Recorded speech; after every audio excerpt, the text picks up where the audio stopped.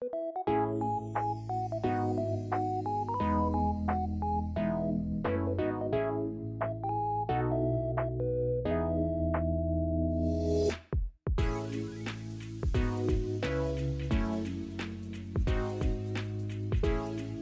loves! Good evening! Pero yung pagiging fan ko kasi medyo low-key. I mean, sige, mag-support ko kayo, dito lang ako, ganyan. Kasi medyo ako medyo ayoko ng sobrang daming tao, maingay, ganyan. Nung nanood nga ako ng yung pagtatag-dokyo, tapos ang iingay ng mga, sorry po mga kaps ha, yung unang lumabas, nung first day kasi ako nanood eh.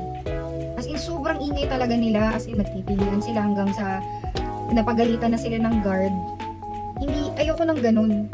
Sabihin natin, I'm getting old. Yes, I am. Everybody's getting old. Diba, every year, kaya nga tayo nag-birthday.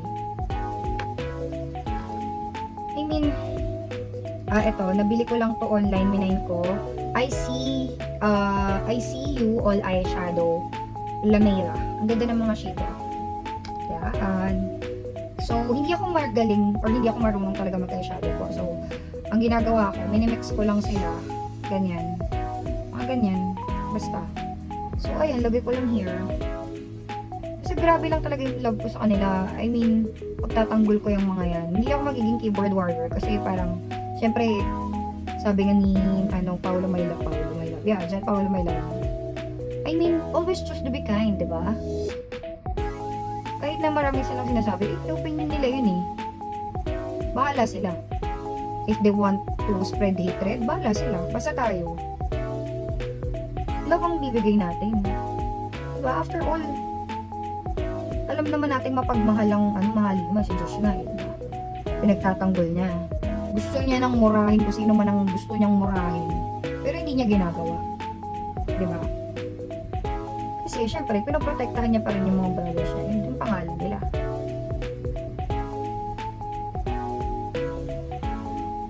Grabe lang kasi yung ibang tao, kapag busga, akala mo kung sino. Diba?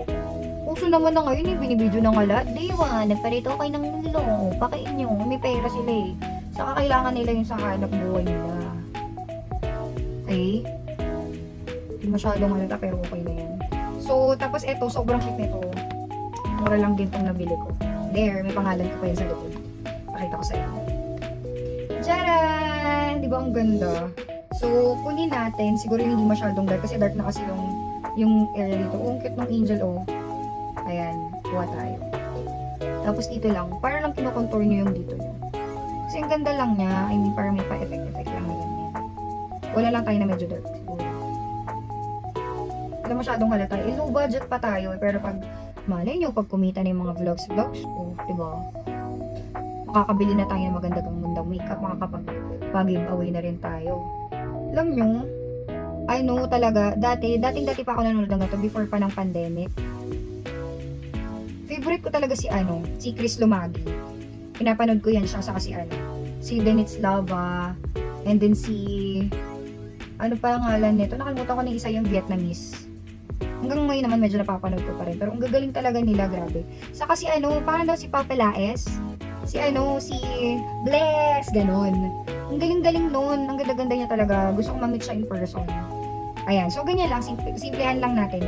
Pwede naman nating lagyan ng sa gitna. Ito, I love this. Tapos ito, Shiny Shimmering Splendid. Takot lang ako masira siya. Sobrang ganda niya. Ay, dumikit. Mali ako. Ay, mali. So, pwede naman dito sa gitna. Para may Shining Shimmering Splendid tayo. Ayan. Tapos magaling na ako, makeup transformation tayo, tapos papaano ko yung RJS Pramo, libreng makeup, ganun. Basta, gusto ko rin mag-aral ng makeup actually. Ayan, pag ganyan-ganyan lang siya, ayan. Hindi masyadong halata, ganun talaga, no? Okay lang yan. O, tapos, ano na tayo? Ito uto-uto. Dual-ended, this is the stamp. Kunwari, sige, maglagay tayo. Hindi ako magaling magganito. So, ayan. Tapos dito sa kabila. Ayan. Sana pantay. And then, ito yung kabila. Yung mas mapulis na tip. Tapos, kayo na bahala. Gusto mo makapal, manipis. Ayan. Maganda kasi ito kasi nabubuhay yung mata. Kaso madali siyang magbura sa akin kasi oily ako.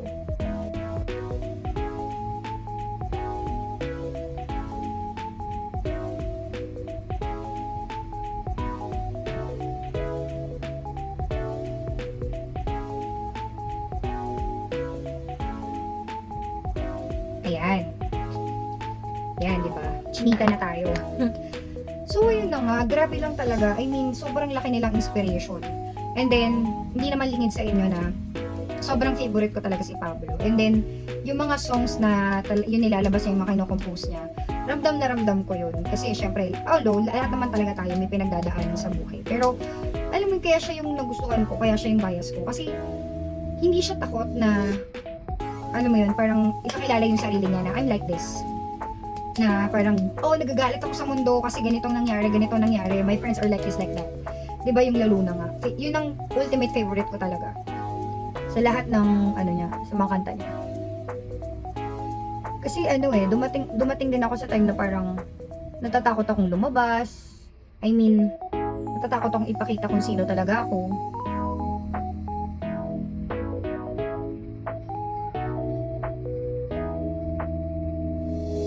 Kasi sobrang relatable siya Sobrang relatable si John Paulo. And grabe naman kasi, paano mo hindi mamahalin yung ganun, di ba? Sobrang genuine niya and sobrang bait niya. Kaya yung nung na-meet ko siya, nang malapitan, tapos pumayag siya na mayakap ko siya, sabi ko, grabe tong taong to. Ang taas na ng lagay sa buhay pero hindi pa rin nagbabago. I mean, nung na-meet ko yung parents niya, saka si Josue, grabe sobrang humble din naman talaga nila. Napakamahiyain pa nga And pangarap ko ma-meet si Chichi. I don't know, cute niya. I mean, basta, gusto kong ma-meet yung buong family. Gusto kong ma-meet yung buong family. So, I love the Nasa fam. Ayan, so, kumisa nadadululo ko, gusto ko maging parte ng pamilyang yun. Sino bang ayaw? Taas kamay na gustong maging parte ng pamilya nila Pablo. Iba kahit ano lang, kahit friend ni Chichi, ganyan. At saka ni Tita Grace. Tropa ni Tito Ted. Tol niya, ni Jose. BFF ni Chichi. Kaya sobrang love ko pumunta ng Cavite. Kasi gusto kong bumalik sa Havre de Grace or Havre de Grace. Pabalik ako doon kahit malayo yung Cavite sa Caloocan. Grabe, as in, ay nako. Ayan, so ayan yung mata natin. Hindi naman masyadong plakado pero sa mga susunod na try natin yan. Tapos mag-contour na tayo. Ayan. Pwede mong gamitin bronzer yung ganito. Tapos ayan, bahala ka na mag-mix and match. So, actually, pwede nyo gamitin. May fan brush ako. Ito. Usually pang ano to pang dito yan. Tapos ganun. Pwede naman medyo tusok no, pero teka lang, nanlalabo yung mata ko. So, eto, yung medyo darker shade. Halo-halo lang natin siya. Tapos dito, contour lang tayo dyan.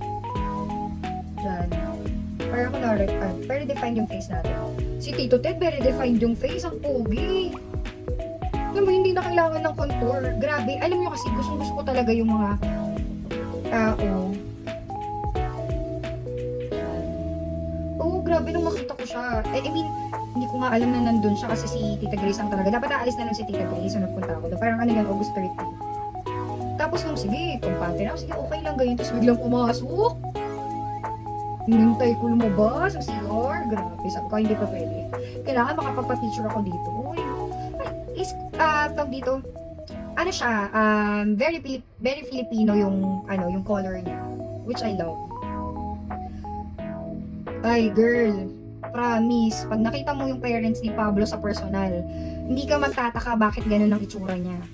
Bakit ang gwapo niya, diba? Grabe. As in, bronzer tayo. Kung bakit ang pogi-pogi niya dyan, Paulo Nase. Kasi ang ganda-ganda ng niya, ang ganda-ganda ng mami niya. Kakatawa talaga. Alam ko talaga, nung papasok pa lang ako si Tita Grace na agad yung nakita ko. And hindi ko kasi ina-expect na medyo matangkad pala siya and maputi siya. nagulat ako. As in, I mean, gusto ko na talaga magtago doon sa lamesa nila doon. Alam mo, ang mura ng ano doon ng food, masarap siya. Lalo-lalo na yung mga drink.